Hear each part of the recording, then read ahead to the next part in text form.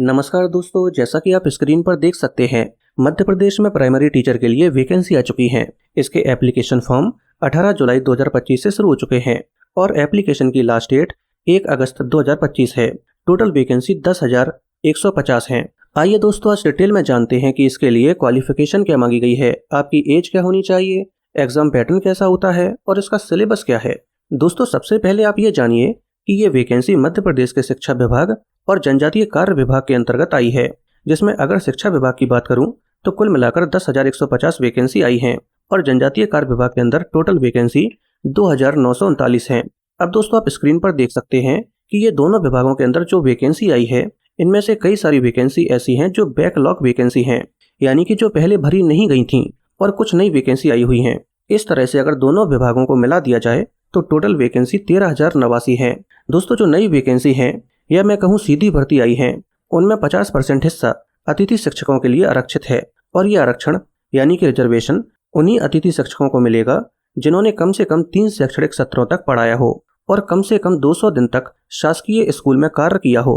अब दोस्तों, यहाँ पर आपको कुछ बातों का विशेष ध्यान रखना होगा। पहली बात यह है कि आप एप्लीकेशन फॉर्म भरते समय केवल जो नई भर्ती आई है उनके लिए अप्लाई कर सकते हैं, या केवल बैकलॉग भर्ती के लिए अप्लाई कर सकते हैं, या फिर आप दोनों ही भर्ती के लिए अप्लाई कर सकते हैं। ये आप पर डिपेंड करता है। लेकिन अगर आप दोनों ही भर्ती के लिए अप्लाई करते हैं तो सबसे पहले जो नई भर्ती आई है उसकी मेरिट तैयार की जाएगी और अगर आपके अच्छे नंबर आते हैं तो आपको नई भर्ती की मेरिट लिस्ट में शामिल किया जाएगा।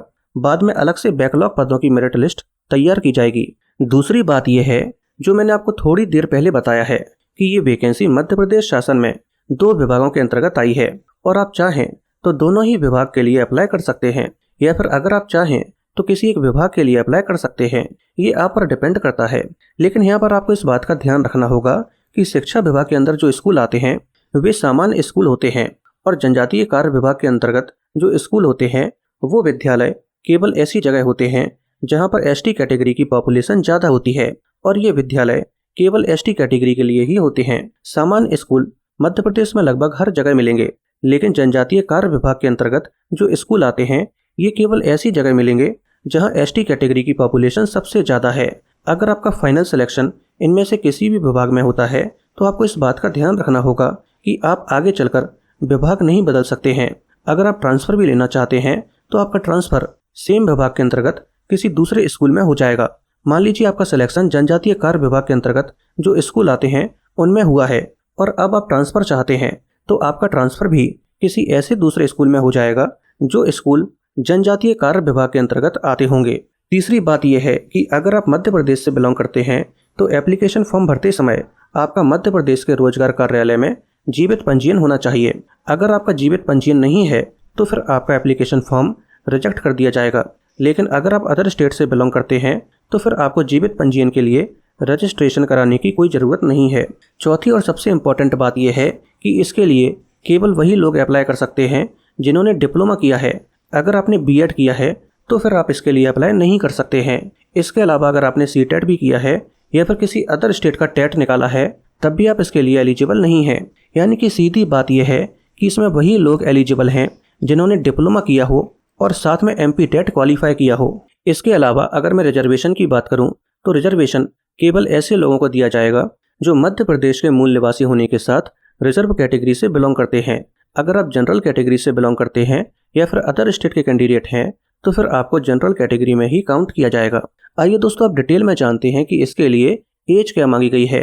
दोस्तों, अगर आप किसी भी विभाग के लिए अप्लाई करना चाहते हैं और आप जनरल कैटेगरी से होने के साथ लड़के हैं तो आपकी एज 1 जनवरी 2025 को 21 से 40 साल के बीच होनी चाहिए। लेकिन अगर आप लड़की हैं और जनरल कैटेगरी से बिलोंग करती हैं तो फिर आपकी एज 21 से 45 साल के बीच होगी।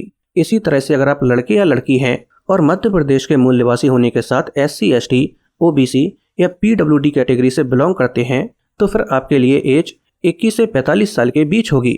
आइए दोस्तों, आप जानते हैं कि इसमें क्वालिफिकेशन क्या मांगी गई है। दोस्तों, अगर आप शिक्षा विभाग या फिर जनजातीय विभाग के अंतर्गत अप्लाई करते हैं तो यहाँ पर क्वालिफिकेशन में आपके पास कई सारी चॉइस हैं। अगर आपके पास इनमें से कोई भी एक है तो फिर आप इसके लिए एप्लीकेशन फॉर्म भर सकते हैं।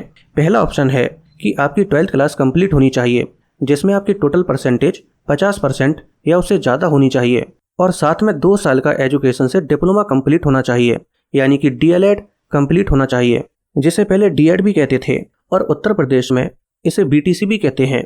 सीधी सी बात यह है कि आपके पास कोई भी एजुकेशन से 2 साल का डिप्लोमा होना चाहिए। अगर आपने बीएड की है तो फिर आप इसके लिए एलिजिबल नहीं है।